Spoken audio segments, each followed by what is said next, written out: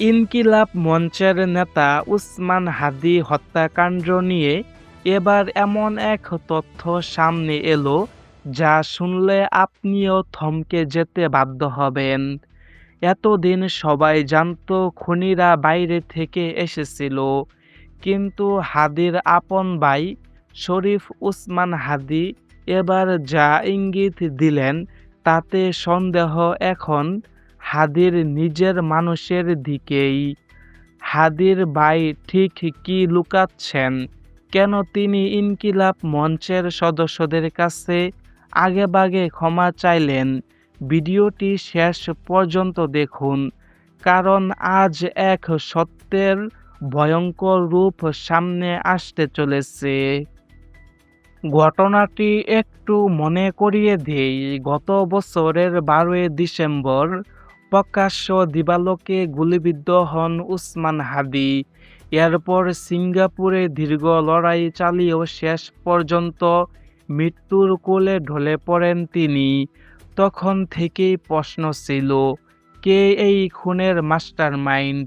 এতদিন সবাই রাজনৈতিক কারণ খুঁজলেও এখন গল্পের মোড় 180 ডিগ্রি ঘুরে গেছে। উসমান হাদির মেজ ভাই শরীফ উসমান হাদি দীর্ঘদিন চুপ থাকার পর সামাজিক যোগাযোগ মাধ্যমে বোমা ফাটিয়েছেন। তিনি সরাসরি বলেছেন যে খুব শীঘ্রই হাদির মৃত্যুর আগের এবং পরের সব গোপন খবর তিনি ফাঁস করবেন। কিন্তু সবচেয়ে রহস্যের বিষয় হলো, সত্য বলার আগেই তিনি ইনকিলাব মঞ্চের কর্মীদের কাছে মাফ চেয়ে রেখেছেন। কেন জানেন? কারণ তার দাবি অনুযায়ী এই তথ্যগুলো জানাজানি হলে ইনকিলাব মঞ্চের অনেক বড় বড় নেতার মুখ পুড়বে। তারা লজ্জায় মুখ দেখাতে পারবেন না। তার মানে কি হাদি হত্যার মাস্টারমাইন্ড নিজের দলেরই কেউই ছিল? নিজের ঘরের মানুষ কি তবে বেইমানি করেছে?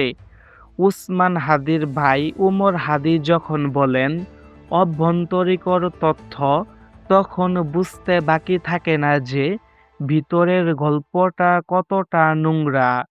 এই মৃত্যু কি তবে কোনো ক্ষমতার লড়াইয়ের ফল ছিল? হাদির ভাই কি পারবে সেই খুনিদের মুখোশ খুলে দিতে? সত্য কোনোদিন চাপা থাকে না। হাদির ভাইয়ের এই আগাম বার্তায় এখন অনেকের রাতের ঘুম হারাম হয়ে গেছে। আপনার কি মনে হয়, উসমান হাদি কি তবে আপন মানুষেরই ষড়যন্ত্রের শিকার? কমেন্টে আপনার মতামত অবশ্যই জানান। আর সব গোপন খবরের আপডেট পেতে আমাদের সাথেই থাকুন। ধন্যবাদ। দেখা হবে পরবর্তীতে এরকমই একটি নিউজ ভিডিও নিয়ে।